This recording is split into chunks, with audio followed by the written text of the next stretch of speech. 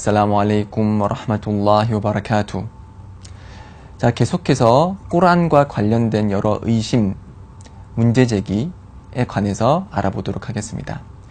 꾸란과 관련해서 요즘 들어서 많이 나오는 문제제기는 꾸란에서 언급하고 있는 전쟁 시의 상황, 어떻게 적들을 살해하고 그들과 어떤 식으로 대우하고 교류해야 되느냐, 전쟁 시의 규범에 대해서 이건 너무 잔인한 게 아니냐, 어떻게 성서라는 것이 이렇게 적을 살해하라고 명령할 수 있느냐, 이렇게 반박을 하곤 합니다. 자, 우선 꾸란에는 이런 전쟁에 관련한 여러 규범을 가지고 있는 것이 사실이고요. 특히 제2장 바까라장이나 제9장 타우바장에는 이러한 전쟁과 관련한 규범들이 자세히 상세히 나열되어 있습니다. 자, 우리가 알아둬야 될 것은 이슬람이라는 것은 단순한 형이상학적인 종교에만 머무는 것이 아닙니다. 종교라는 것은 하나님을 경배하는 방식을 제시하는 것이고, 그렇기 때문에 종교는 삶의 모든 영역을 포함해야 됩니다. 자, 결혼은 어떻게 해야 되고, 사람들과 어떻게 교류를 하며, 특히 비신자 국가들이 하나님을 믿는 자들을, 공동체를 파멸하기 위해서 전쟁을 일으켰을 때 믿는 자들은 당연히 그들과 전쟁을 함으로써 자신의 목숨과 생명을 지키고 자신의 종교를 지켜야 하겠죠. 그렇기 때문에 꾸란에서는 전쟁과 관련된 여러 구절들이 발견되고 있습니다. 그렇기 때문에 아주 현실적인 규범을 제시하는 것이 바로 이슬람이라고 할 수 있겠죠. 반면 성경은 어떤가요? 특히 신약에 보면은 원수를 사랑하라고 돼 있죠. 그렇죠? 원수가 저희 나라를, 예를 들어서 이슬람 국가를 침략을 했을 때 원수를 사랑해야 되나요? 그래서 들어오면은 반갑습니다, 원수님 사랑합니다, 그렇게 얘기를 할까요? 신약에서 예수가 뭐라고 얘기하고 있죠? 한쪽 뺨을 맞으면은 다른 쪽 뺨도 내밀라 했습니다. 자, 적이 쳐들어왔을 때 나의 사랑하는 어머니가 적의 손에 의해서 살해되면, 그래요, 그러면 아버지도 살해해 주세요, 그렇게 얘기할까요? 그게 진정으로 믿는 자가 형성한 공동체를 지키는 길이고, 그것이 하나님의 말씀을 드높이는 길인가요? 그렇진 않죠. 적이 들어오면 적과 맞서 싸우는 것이 믿는 자의 모습입니다.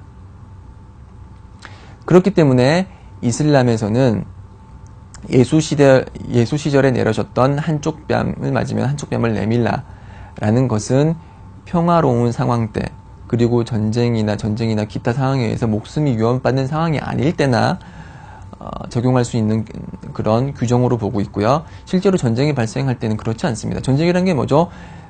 양 집단의 상대 집단의 파멸을 목적으로 일으키는 행위들을 말하는 것이죠. 그렇기 때문에 꾸란에서 얘기하고 있는 것처럼 전쟁이 발생했을 때는 상대 불신자에 대해서 아주 커다란 분투를 벌이면서 그들과 맞서 싸워야 되는 것입니다. 그렇기 때문에 이제 지하드라는 것은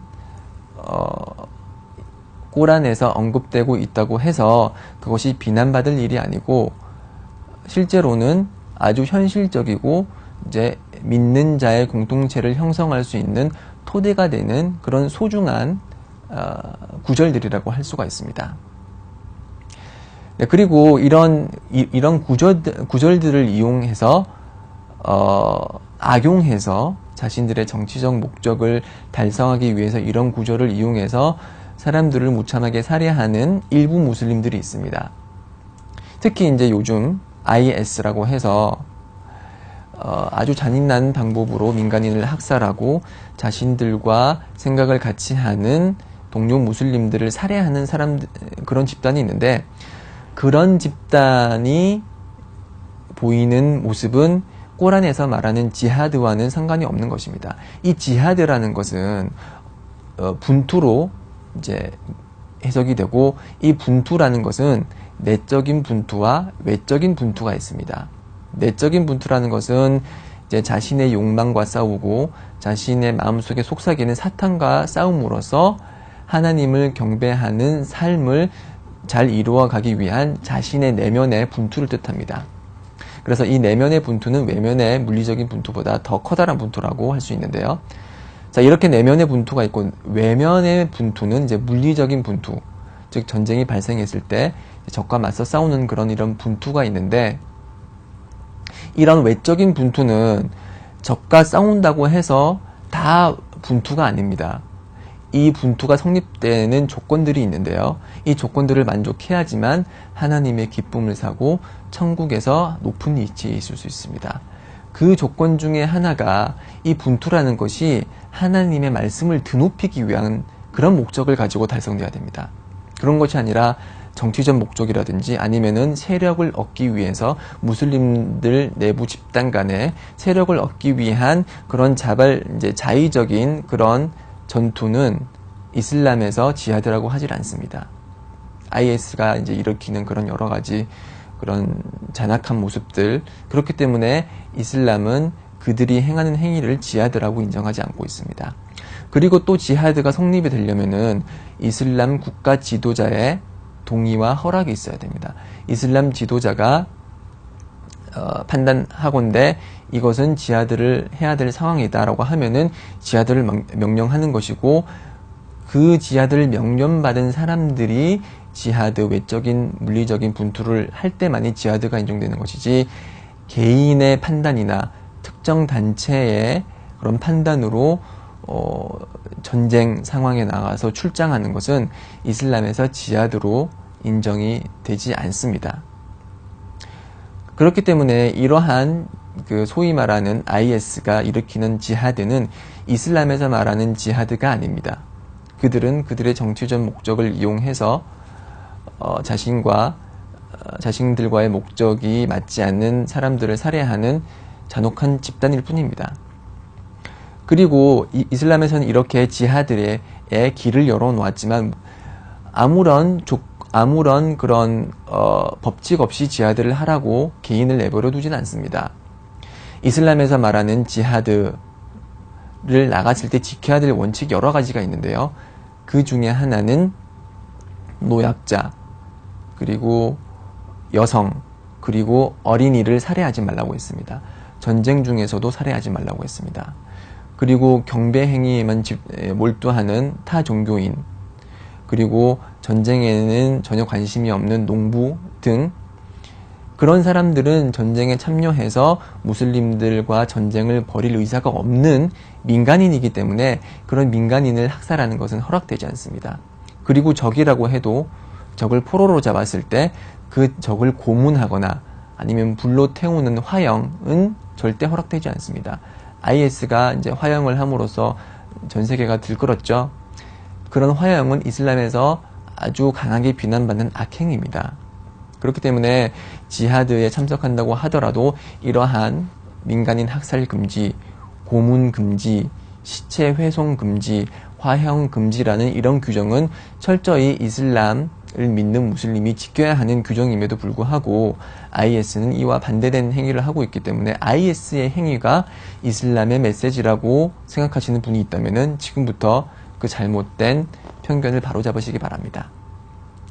자, 결론을 내리자면은 지하드는 삶의 전 영역을 다루는 이슬람이기 때문에 당연히 전쟁 시 발생하는 여러 규범에 대해서 규정을 내리는 차원에서 내려진 그런 지하드 관련 구절이기 때문에 그것은 극히 자연스러운 일이고, 그리고 지하드를 할 때는 여러 세부적인 규정과 조건이 있는 것이고, IS가 일으키는 그런 잔혹한 학살은 이슬람에서 말한 지하드와는 관련이 없는 일이다. 이렇게 요약을 드릴 수가 있겠고요.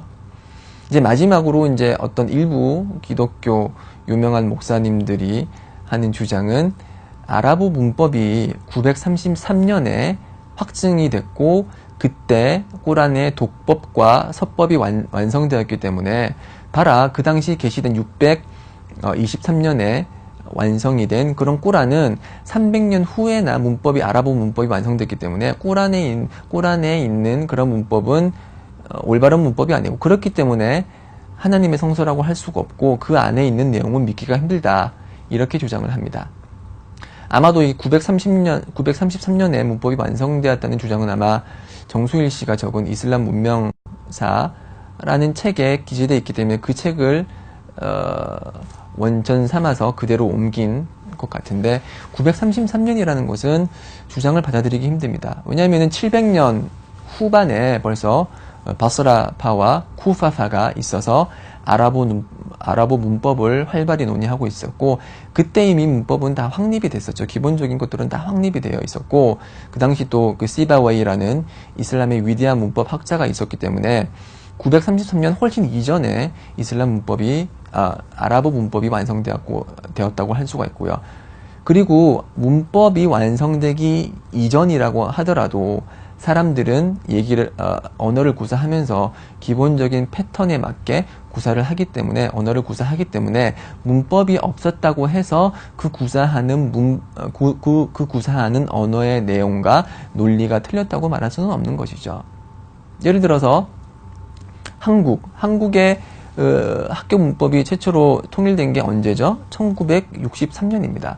그러면 1963년 이전에 그 세종대왕이 한글을 창시한 그 이후부터 1963년까지 저술된 한글 책들과 그런 문학 서적과 그런 여러 가지 한글 작품들이 그 내용이 엉터리고 그 문법이 다 틀렸다고 얘기할 수 있을까요?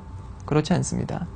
만약에 933년에 문법이 완성되기 이전의 꼬란이기 때문에 그 아랍어 문법이 틀렸다고, 그리고 그 내용이 틀렸다고 한다면, 자, 아랍어 성경을 한번 보시죠. 아랍어 성경은 933년 훨씬 이전에 기록됐죠. 예수가 왔던 시절이기 때문에 뭐 정확한 연도는 제가 잘 모르겠지만 뭐 넉넉 잡아서 100년, 200년에 기록된 그런 아랍어 성경은 그러면은 아랍어 문법적으로 옳지 않은 내용을 담고 있을까요? 그렇기 때문에 아랍어 성경은 믿어서는 안 되는 것인가요? 그렇진 않죠. 그리고 신약이 기록된 코인의 그리스어는 언제 문법이 확립됐을까요? 그 아폴로네니우스라는 그런 그리스 학자가 200년경 사람이거든요. 그 200년경 그 사람이 그리스 문법에 지대한 영향을 미쳤고 그리스 문법이 현재 확립되는데 중요한 영향을 미친 사람이라고 하는데 200년 사람이죠. 근데 사대복음서는 언제 기록이 됐죠? 700년부터 100년 사이죠. 그리고 바울의 서신은 언제 기록됐죠? 50년경입니다. 자, 50년경이라든지 70년부터 100년은 그리스 문법이 확립되기 200년보다 훨씬 앞선 시절이었습니다. 그러면은 그런 논리로 인해서 그리스어로 기재된, 그리스 문법이 확립되기 이전 그리스어로 기재된 그런 신약은 엉터리 내용만 담고 있나요? 그 문법이 다 틀렸다고 할 수 있나요? 그 문법이 틀렸기 때문에 그 내용을 신뢰할 수 없다고 할 수 있나요? 그렇진 않죠. 마찬가지입니다. 꼬란이라는 그런 하나님의 계시를 근거로 아랍어 문법이 그 기본적인 이론을 정립할 수 있었습니다. 아랍어 문법을 정립함에 있어서 꼬란이 가장 첫 번째 기본 소스입니다. 자, 이렇게 기본 원천을 꼬란으로 해서 완성된 그 아랍어 문법이 정립되지 않고 그 용어가 통일되지 않고 그렇다고 해서 꼬란이 부정될 수 있을까요? 이건 마치 어머니가 낳은 아들이 있는데 그 아들이 커가지고 말하기를 내가 태어나지 않았던 어머니는 가치가 없는 존재야. 왜냐면 내가 태어나지 않았으니까. 라고 말하는 것과 똑같습니다. 아랍어를 기초로 형성된 아랍어 문법이, 그 문법이라는 존재가 그것의 원천이 되는 꼬란보다 후에 있다고 해서 그 이전에 있었던 꼬란이 그 가치를 잃는 것은 아닌 것이죠. 한 번 더 말씀드리지만 언어라는 것은 문법 용어가 통일되고 문법의 여러 가지 법칙이 성립되기 이전에도 사람들은 일반적인 그런 법칙에 의해서 언어를 구사하고 있었고 그 구사된 언어에는 논리가 있고 문법이 있고 그 상대방을 설득할 만한 그런 논리가 들어있는 것입니다. 그렇기 때문에 아랍어가 게시되기 이전, 꾸란이 게시되기 이전에도 여러 신문학이 아랍 신문학이 발달했는데 그 신문학은 지금까지도 계속 전승되어 오고 있고 그 신문학의 그런 문법적인 우월성 그리고 문법적인 우월성과 정확성은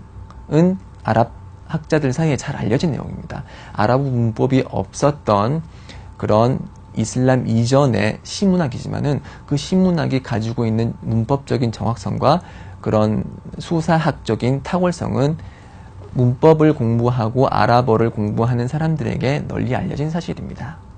네. 결론을 말씀드리자면은 아랍어 문법이 체계화되기 이전의 꾸란이지만은 그 꾸란은 아랍어 문법과는 별개의 별개의 사안이고 문법이 체계화되지 않았다고 해서 그 안에 있는 하나님의 메시지와 그런 논리와 그런 수사학적인 아름다움은 아랍어 문법과는 상관이 없다. 그것은 우리 한국어도 마찬가지고 그리스어, 신약의 그런 기초, 기록 언어였던 그리스어도 마찬가지다. 라고 정리를 할 수 있겠습니다. 자, 여기까지가 제가 준비한 내용이고요. 제가 드린 내용이 꾸란을 이해하는데 도움이 많이 됐으면 좋겠습니다. 하나님 이외에는 경배받을 존재가 없고 무함마드가 그분의 마지막 사도임을 증언하면서 저는 이만 물러가겠습니다. 좋은 하루 되시고요. 살라무 알레이쿰 와 라흐마툴라히 와 바라카투.